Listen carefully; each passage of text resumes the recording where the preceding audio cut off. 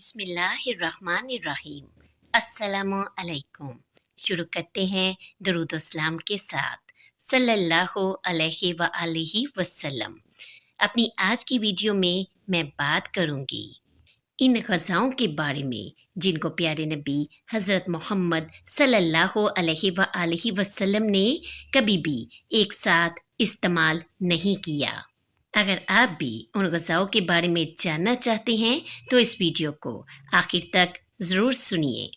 जिसने रसूलुल्लाह सल्लल्लाहु अलैहि व आलिहि वसल्लम की ग़ज़ाओं पर गौर किया और आप सल्लल्लाहु अलैहि व आलिहि वसल्लम के माकुलात के बारे में तहकीक की, इसे मालूम हो गया होगा कि आप सल्लल्लाहु अलैहि व आलिहि वसल्लम ने दूध और मछली कभी एक साथ इस्तेमाल नहीं की और ना दूध के साथ तुरशी इस्तेमाल की।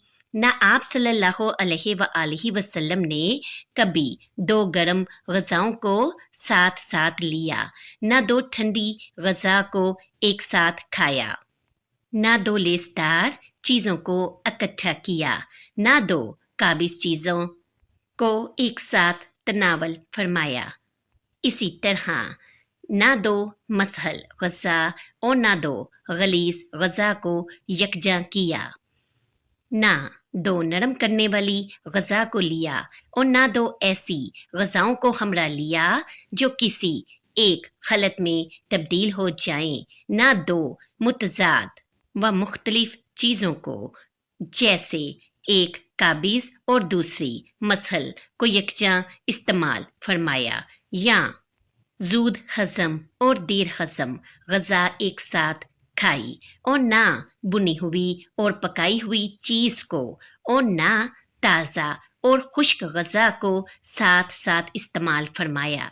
इसी तरह ना आप सल्लल्लाहु अलैहि व आलिहि वसल्लम ने दूध और अंडा, गोश्त और दूध एक साथ तनावल फरमाया, और ये भी आप सल्लल्लाहु अलैहि व आलिहि वसल्लम का मामूल था कि बहुत ज़्यादा गर्म खाना ना खाते और ना कोई बासी चीज़ दूसरे दिन गर्म करके खाते। इसी तरह आप सल्लल्लाहु अलैहि व आलिहि वसल्लम ऐसा खाना भी ना खाते जिसमें सरांद आ गई हो या वो नमकीन हो गया हो, जैसे सालन या सिरका की तरह सड़ा हुआ नमकीन गोश्त। इस तरह की तमाम चीज़ें आप सल्लल्लाहु अलैहि व आलिहि वसल्लम कभी इस्तेमाल ना फरमाते, इसलिए कि ये सारी चीज़ें नुकसानदा हैं, सेहत को बर्बाद करने वाली और बेइतदाली पैदा करने वाली हैं। आप सल्लल्लाहु अलैहि व आलिहि वसल्लम बाज़ ग़ज़ा को दूसरी ग़ज़ाओं के ज़रिया दुरुस्त कर लेते अगर इसकी कोई सूरत आप सल्लल्लाहु अलैहि व आलिहि वसल्लम को समझ में आती।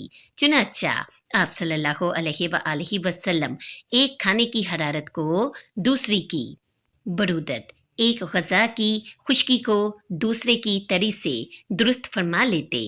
इसी तरह आप सल्लल्लाहु अलैहि व आलिहि वसल्लम ककड़ी को तर खजूर के साथ कभी खाते और कभी छोहारे को घी के हमरा इस्तेमाल फरमाते।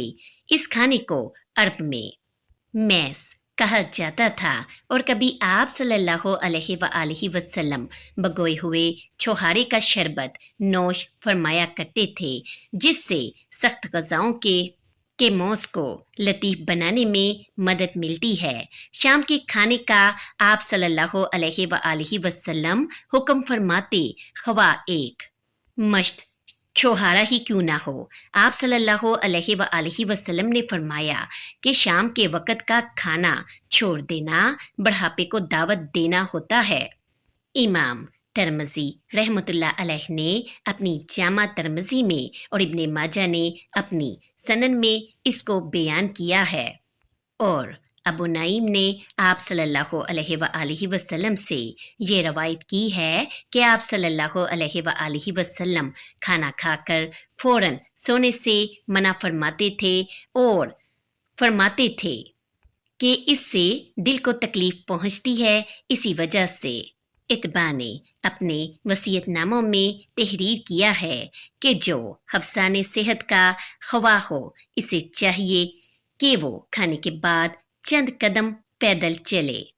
یعنی کہ اگر آپ چاہتے ہیں کہ آپ صحت مند رہیں تو کھانا کھانے کے بعد چند قدم پیدل چلیں گے آپ، خواہ وہ 100 ہی قدم کیوں نہ چلیں، اور کھانے کے فوراً بعد نہ سوئیں، اس لیے کہ یہ چیز بہت زیادہ نقصان دہ ہوتی ہے۔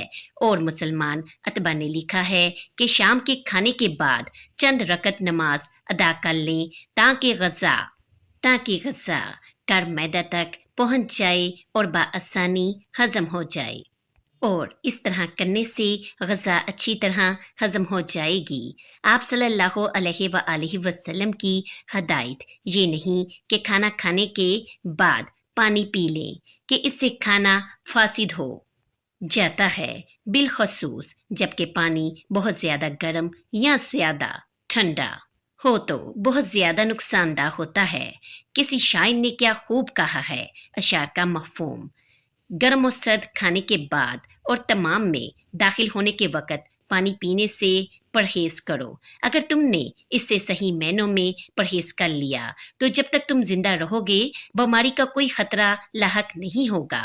اسی طرح ورزش، تھکن اور جمع کے بعد فوراً پانی کا استعمال کرنا اچھا نہیں ہوتا۔ اسی طرح کھانا کھانے کے بعد اور پھل کے استعمال کے بعد بھی پانی استعمال نہیں کرنا چاہیے، اگرچہ پانی پینے کی ترتیب میں بعض کمتر درجہ اور بعض بہت زیادہ سہولت کی حامل ہو۔ اور اسی طرح جمع کے بعد اور سو کر بیدار ہونے کے بعد، یعنی سو کر اٹھنے کے بعد پانی پینا حفظان صحت کے اصول کے بالکل منافی ہے، اس لیے کہ طبع الگ الگ ہوتے ہیں۔ نبی پاک صلی اللہ علیہ وآلہ وسلم کے پانی پینے کا طریقہ: آپ صلی اللہ علیہ وآلہ وسلم کا طریقہ بیٹھ کر پانی پینے کا تھا۔ عموماً آپ صلی اللہ علیہ وآلہ وسلم کی عادت یہی تھی، اور آپ صلی اللہ علیہ وآلہ وسلم سے مروی حدیث صحیح میں ہے کہ آپ صلی اللہ علیہ وآلہ وسلم نے کھڑے ہو کر پانی پینے سے منع فرمایا، اور یہ بھی صحیح ہے کہ آپ صلی اللہ علیہ وآلہ وسلم نے کھڑے ہو کر پانی پینے والے کو قے کرنے کا حکم دیا، اور صحیح حدیث سے یہ بھی ثابت ہوتا ہے کہ آپ صلی اللہ علیہ وآلہ وسلم نے بنفسا کھڑے ہو کر پانی پیا۔ ایک جماعت نے اس حدیث کو ناسخ برائے نہیں مانا ہے، اور دوسری جماعت یہ کہتی ہے کہ اس میں یہ صراحت ہے کہ نہیں، تحریم کے لیے نہیں ہے، بلکہ صحیح بات کی طرف رہنمائی ہے اور کھڑے ہو کر نہ پینے کا حکم ہے۔ ایک دوسری جماعت نے بیان کیا کہ ان دونوں حدیث میں کوئی تعارض نہیں، اس لیے کہ آپ صلی اللہ علیہ وآلہ وسلم نے کسی خاص ضرورت کے تحت کھڑے ہو کر پانی پیا ہوگا۔ چنانچہ آپ صلی اللہ علیہ وآلہ وسلم آب زمزم کے پاس تشریف لائے، لوگ پانی پی رہے تھے، آپ صلی اللہ علیہ وآلہ وسلم نے بھی پانی پیا۔ آپ صلی اللہ علیہ وآلہ وسلم نے بھی پانی پینا چاہا۔ لوگوں نے آپ صلی اللہ علیہ وآلہ وسلم کے سامنے ڈول پیش کر دیا۔ آپ صلی اللہ علیہ وآلہ وسلم نے کھڑے ہو کر پانی پیا۔ یہاں ضرورت کی بنیاد پر ایسا کیا۔ کھڑے ہو کر پانی پینے میں چند دشواریاں پیش آتی ہیں۔ پہلی دشواری تو یہ کہ اس سے پوری طرح آسودگی نہیں ہوتی، دوسری یہ کہ اس سے پانی معدہ میں اتنی دیر نہیں ٹھہرتا کہ جگر اسے دوسرے اعضاء تک ان کا حصہ پہنچا سکے، اور تیزی کے ساتھ معدہ کی طرف آتا ہے، جس سے خطرہ رہتا ہے کہ اس کی حرارت سرد پڑ جائے اور اس میں پیچیدگی پیدا ہو جائے اور زہری بدن کی طرف تیزی سے بلا رائد تدریج منتقل ہو جائے۔ بہرحال ان سب سے پانی پینے والے کو نقصان پہنچتا ہے، اگر اتفاقاً ہو یا بوقت ضرورت۔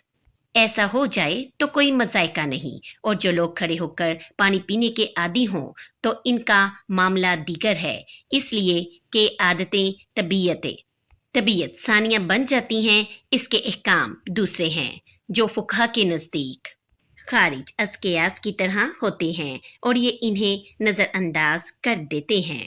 اور آپ صلی اللہ علیہ وآلہ وسلم نے یہ بھی فرمایا، جس نے میری ایک حدیث سنی اور اسے دوسروں تک پہنچایا، قیامت کے روز اس کے لیے میری شفاعت واجب ہوگی۔ امید کرتی ہوں کہ آپ کو یہ ویڈیو اچھی لگی ہوگی۔ اگر اچھی لگے تو ویڈیو کو لائک اور سبسکرائب کیجیے۔